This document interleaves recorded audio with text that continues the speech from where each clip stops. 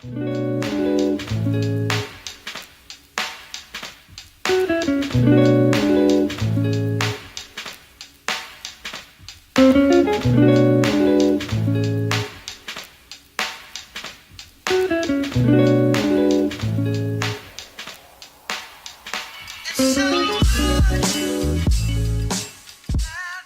everyone, and welcome to episode 31 of the Girls in podcast. We have an extremely entrepreneurial guest on our show today who I'm very keen to chat to. And just to sort of pre-apologise, I completely lost my voice at the weekend, so apologies if it kind of goes halfway through. Our guest today has built their portfolio of properties very cleverly and made their way to financial freedom, which is a huge achievement. She was actually recently #1 bestseller on Amazon for her new book, which is called Buy to Let Loose, which is a great read, and it provides some really good tips on how to buy your first or next property. But it's more that it's very simple to read and follow, and it sort of provides a step-by-step on how to buy to let loose, essentially. So without further ado, I welcome Anshu Kotak. How are you, Anshu? I'm really well. Thanks for having me. Really excited to speak to you and your guest today. Yeah, great, thank you. So I suppose, obviously, I mean, I came across Anshu when she was on kind of BBC Asian Network, and she did a really great interview about her whole career and what she's doing at the moment. So I thought I had to get her on as a kind of guest onto our show because it's really insightful stuff. So let's start from the beginning. I mean, tell us about the start of your career, because obviously property isn't always the first thing which comes to mind when we're at kind of school or university. How did you start out? So I did the whole sort of standard, I guess, academic route. So I went to university to LSE, London School of Economics, to study maths. And I guess where my inspiration came from, it's a little bit unorthodox, but I used to be a semi-professional dancer. And so I started dancing when I was 17. And I took a gap year between my first and second year at university to go and pursue dance full time. And then naturally, I came to a fork, as I was doing dance and trying to pursue the corporate career through university, etc. And I had to make a choice, and I chose the corporate, academic, finish my degree, um, for that stable paycheck, I guess. But that really inspired me to one day go out and be able to have that financial security, that I wouldn't need to make decisions based off of needing money, and rather I could do what I really wanted to do in life, which was dancing at the time. And so that's sort of, I mean, it's a little bit left field, but that's really where the inspiration came from, where I started thinking about how I could make money. What we call it passive income. So you actually earn money without having to work day to day. So you're making money in your sleep. And property globally is the #1 way that people do that. My mother actually owns a couple of buy-to-let properties, so not in the way that I'm doing it, just she owned a couple when she was younger. And she was a stay-at-home mom, bringing up my sister and myself. And that also inspired me because I saw that she had a little bit of financial, stability and security, and didn't have to rely on my dad for her income. So that's really where all of the inspiration came from. And from then on, my first job, I just saved as much as I could every month. And after about 4 years of my first job, I bought my first property in 2009. Wow, okay. And just for kind of those listening, so obviously saving money is probably one of the hardest things that people find, especially when it's going towards buying a house. And I mean, even when you're thinking about buying a house, it's not one of those kind of fixed prices which will never increase or decrease. But again, like solicitor fees, etc., it always kind of varies. So what for you, if you could give any tips to someone who's saving at the moment, what would you say, kind of if they're saving for a house, how did you do that?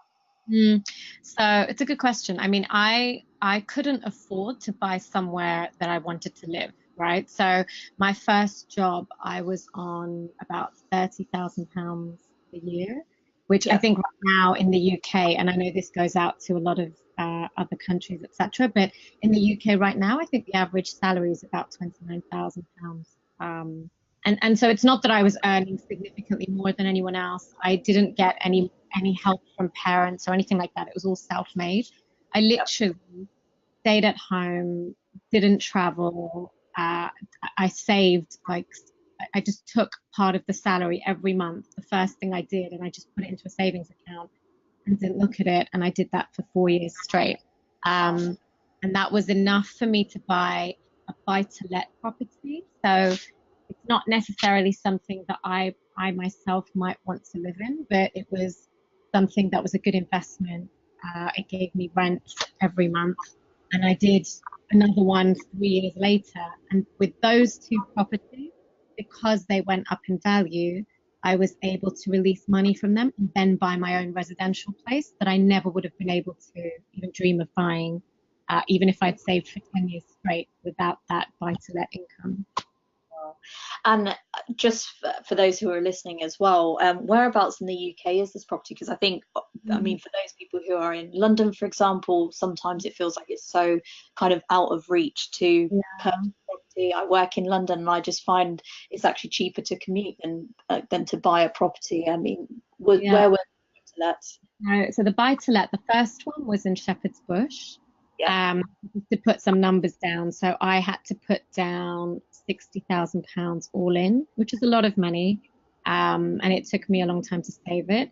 Uh, but I should say that recently, because London prices have gone up, I've been investing out of London, so in Northampton, in Milton Keynes, and the last property I bought a two-bed flat in Northampton, and I put down £25,000 all in, which again Oh, is a lot of money. But I think with when we talk about the average salaries that one has in the UK, and this will be dependent per country, right? But I don't think it's impossible to really scrimp and save for a few years and be able to put down money like that if you start young enough. and I suppose for you, so you had your career. I suppose you were saving for sort of 4 years. And do you still do your career on the side, or is it Mm. now properties full time? So I was at Goldman Sachs for a few years. So I carried on the whole corporate route. So I worked for a few years, then I went and did my MBA at INSEAD in France. And then when I graduated from there in 2011, I joined Goldman Sachs and I was a financial investment advisor there for 6 years. So I was investing for, wealthy individuals in the UK across different asset classes, so stocks, bonds, hedge funds, etc. And the property part was always on the side. So that's what I was doing in my spare time. Last year, I realized that my property portfolio was making me just as much money as my front office job at Goldman Sachs, which is arguably, one of the best investment banks in the world. And I thought, I spend so much of my time in that office, or I was spending so much of my time there, neglecting other aspects of my life. And when I had that realization that I was making that sort of money through my property portfolio, I quit my job. And so yeah, I've been property investing full time now for a year and a half. Wow. And do you ever miss working in the corporate world? Mm. Um, I miss the interaction, the social interaction you have with people. You sit with a lot of smart people, you have really great colleagues, etc. But I just displaced that by meeting my friends and my family now. If I want to meet my colleagues for lunch, I still can. Uh, I actually cherish much more all of the things that I now get to do. So I get to spend more time with friends and family. I get to focus on health. I get to sleep. I get to enjoy my hobbies. So I started dancing again, which I hadn't done for the last 15 years or something. So I really appreciate all of the things that I'm able to do now that I've left the corporate world. And I think those benefits by far outweigh any of the smaller things I might be missing. Yeah, and at least you could kind of pick and choose what you kind of wanted from that corporate lifestyle. And Mhm. it really is, the positives are the social side of being in that environment. And like you say, you have some really great conversations and you meet different people, which is good. But I'm sure you're meeting just as many amazing people within the sector that you've kind of gone into now as well. Mm-mm. And it's interesting because, when I say, so my book's called Buy to Let Loose. And so for me, letting loose meant leaving the 9 to 5, or in my case, the 8 to midnight plus weekends. But for someone else, it can mean retiring early. It can mean starting your own business because you're no longer scared to lose a salary. It can mean a career change, that you're too scared to start again because you've got used to a certain level of income. Letting loose really just means spending it every day exactly how you want to, instead of being driven by, the daily need to pay bills, I guess. And would you, I suppose, obviously you've got a portfolio growing, would you ever think of turning this into a business, or maybe looking at setting up a business in something else, for example? Or do you see this kind of your full-time kind of way of working, I suppose? No, I'm exploring startup ideas right now. So, if I go back to when I was graduating from university, if anyone asked me, what do I see myself doing in 20 years' time? I always said I wanted to have my own business. And so now I guess I've just got my time back to explore that. I always had wanted to write a book since I was 19. And now I've, fortunately been lucky enough to be able to write one, and it's been published. So that was a really lifelong aspiration of mine. I've also founded an app, Buy to Let Loose, that helps others with the buy-to-let investment journey. So it's got sort of calculators on there that help people really figure out the right type of investment and what they can afford. And I'm looking at, whether I still continue to grow my property portfolio, but to me that's much more of an enabler to be able to do whatever it is I want in life. No. Exploring options. No, that's exciting. It's a good place to be as well, to kind of keep your options open, because I think sometimes people rush into decisions because money is a sort of aspect, and they find that they have to do something because I suppose they need the money in that time, and they kind of like rush into jobs, for example. So it's really nice that you can actually think about, what am I passionate about? What do I want to kind of achieve with a new business as well, which is really cool. And I should be, I mean, it's a really fortunate position to be in. I mean, when I'm talking about it, that I don't need to think about money anymore, but I should really stress it's taken a lot of hard work to get here. So, whether it's the studying in the university and then working for 15 years, where I worked really long hours and studied hard, but it's all about, if you've got that vision in mind that this is what I'm working towards, and you start investing early enough, that when you get to 35 years old or whatever it may be, that you can then have options. And it's never too late to start. It's just about having that mindset to think about investing along the way, because any money that's just in cash, in savings, is really just depleting in real wealth in the UK anyway, where interest rates are. Yeah, definitely. And do you find, not to bring the tone down too much, but do you think Brexit will affect you that much, or do you think you'll be kind of benefiting from something like Brexit?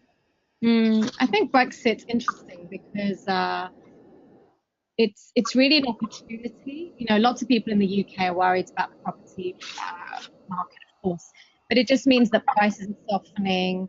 It's a great time to negotiate. Like, everything's going on sale. There's amazing deals for buyers. They're in a stronger position. And in my book, I make a statement which I fully stand by, and that's, if you buy at the right price, it's never a bad time to buy. And as long as you're getting that income. My first, I talked about the property I bought in Shepherd's Bush in 2009, and that was straight after the financial recession. 2 years later, that property price had come down by about 40, 50,000 pounds. Wow. And I was devastated, thinking my first investment, I've lost so much money. But it didn't materialize, because as long as I'm not selling the property, I just held on to it, and I still kept getting the rent every month. And now it's worth 2.5 times what I paid for it. So it's just about waiting it out. As long as you're getting that rental income every month, it becomes less important. It affects you less, the property price fluctuation. As long as you buy at a good price, now is the best time to buy, in my opinion. That's good advice, definitely. Okay, so I suppose switching the conversation a bit. So the property market, I suppose, and people going into the property market, it's always been seen as, I suppose, like a very male dominated sector, like for example at auctions and kind of who you're dealing with day to day. Have you ever found this throughout your journey, or have you kind of ever encountered anything, or do you feel like it's still a very male dominated space? It is. I mean, it's interesting that when I was trying to get my book published, you sort of pitch your book to different publishers.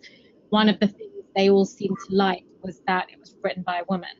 Nice. And, so you feel a little bit like, okay, I don't want that to be the reason my book is getting published, but at the Yeah. same time, they found it like a real, a niche market that you can inspire other women to do the same. And I think women, I mean, naturally in the world, they're the ones that, sort of bear the children, and typically, I know it's changing now, but typically are the ones that will then leave their work or slow down to then bring up children and things. And I just think this is a really great way to empower them if you can start to create your own income stream where you're not reliant on men, for example. I have been to an auction where it was all men, and you're sort of in this, it's kind of like an online fight where you're bidding, and it was sort of two older men and me at the time. I think I was 26 or something, and yeah, you get a little bit, I don't want to use the word bullied, but it is quite a male dominated sector right now. But there's no reason. I mean, I think women make better salespeople. That's my personal opinion. It's a people business. It's all about communicating and talking. And hey, I think it's great if you sort of seem unassuming and people don't expect certain things. That just puts you in a stronger position to get really good deals. Yeah, I agree, and couldn't agree more with the point about women make good sales people, purely because I think we listen sometimes a bit more. That's maybe a bit of a generalization, but yeah, I think a key thing is definitely listening to what someone actually wants to buy rather than telling them what to buy, which is a mistake. Yeah, but I don't think, I mean, it's not one of those industries where, I mean, I actually see no disadvantage for any women. I mean, it's perfectly gender neutral for male and men and women to get into property. Yeah, definitely.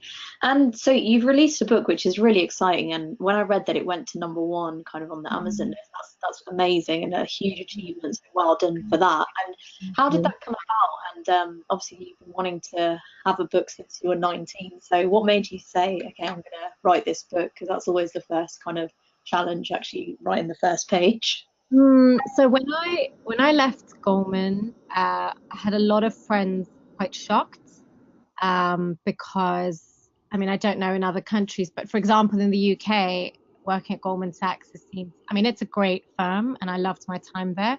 Anyone who leaves there, you sort of assume that they're moving on to another corporate role, another bank, they're making more money somewhere. And so when I quit to say, oh, I'm not sure what I want to do, I just want to explore options, I had a lot of sort of people asking me how I was maintaining my lifestyle still. And so I would talk to them about the fact that I've built my property portfolio. And after about the 10th time of having the same conversation with someone, I decided that I wanted to share my story around how property investing enabled me to leave the corporate world. I see a lot of people, not just where I worked, but generally in the corporate world, very run down. They neglect a lot of aspects of their lives. And it's all about having options. And my book, Buy to Let Loose, it teaches you how to create a solid income stream so that you too can, quote unquote, let loose. And I really just wanted to share it with people. No, that's really good. Yeah, it's definitely worth the read, and I'll put a link kind of at the bottom of the podcast and the YouTube link as well. So what are the plans for 2019? What have you got exciting kind of coming up? I don't know. I've just now so my publisher's been forcing me to get social media savvy. So I'd never even been on Facebook. I've never been on Facebook actually. So I've learned how to use Twitter and Instagram, and I'm sort of just trying to build the brand and get the message out there around, getting the younger generation, especially because I'm a millennial. I just fall into that category. And so I think it's nice from a fellow millennial, a female that's done something a little bit different to get that message out there, to show that it's not that difficult if you have a strategy in place. So, like I said, I started off with a really average salary. I didn't have any money from anyone. I just sort of followed a very simple process. And that's what I've shared in my book, that I really think it's a copy and paste process for others to look at. So 2019, we'll be building my brand. I'm doing a lot of interviews on radios. I've got something on BBC TV coming up where I'm going to be a guest speaker. I'm talking at universities, lots of graduates, just to show them again there's other options out there. So I think it's just about building a brand, and then exploring what I can do from there. No, that's really exciting. And I mean, just to echo what you were just saying, how you can kind of reach out, I suppose, to millennials and the younger generation. I mean, for me personally, the only way I kind of came across your interview is my mom said, listen to this lady, take a lot of tips from her. And I was like, oh, okay, let me listen. And literally, like what you were saying, it was relatable. And I was like, do you know what? Like, the thought of kind of saving money for a house, it's on some people's radar and some people it's not. And if it is on your radar, you want kind of as much. If you're doing it on your own, it's quite hard. And so when you have someone telling you kind of how to do it and kind of their experience, it's so good. Like, and it's good to listen to as well. I just find, when I've done it, there was nothing straightforward that I learned. Like, I had to learn everything. Like, my dad's an architect. I'm quite lucky that I had some experience in the family to sort of teach me just about property in general.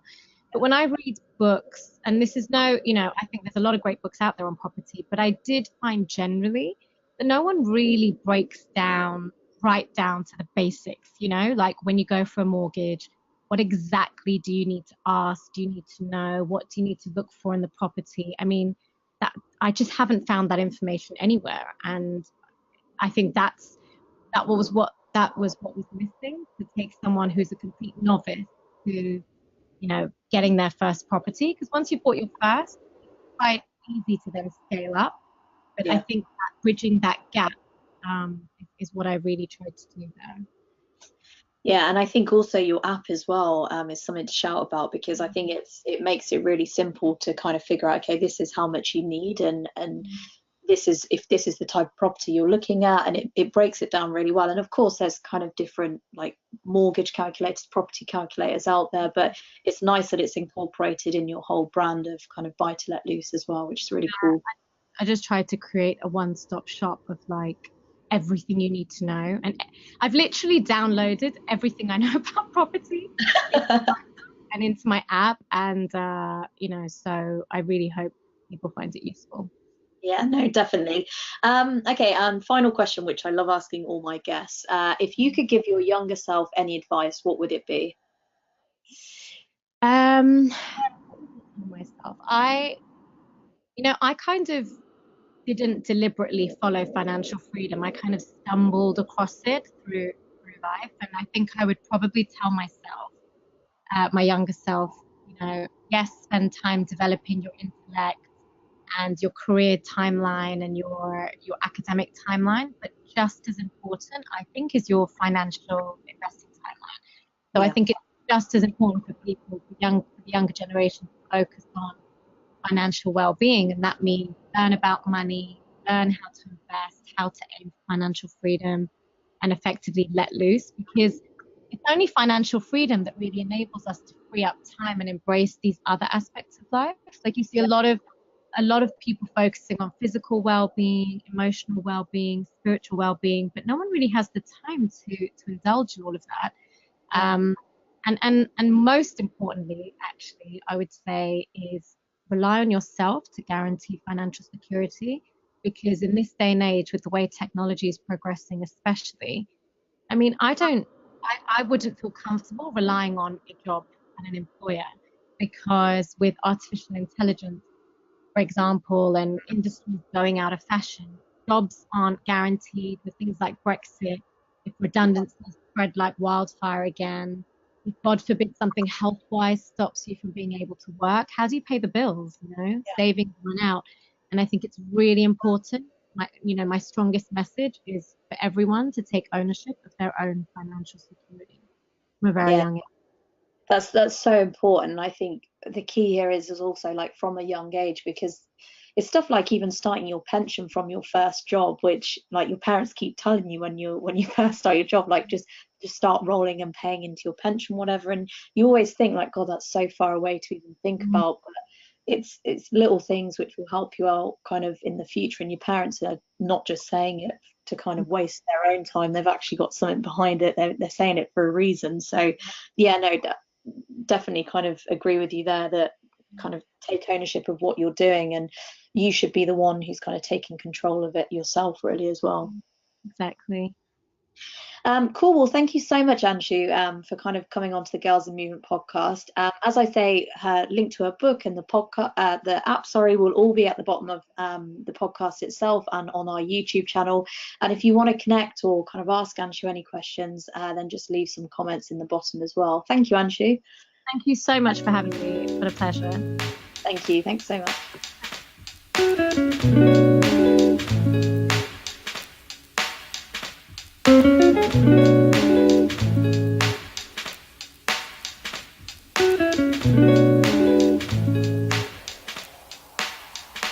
So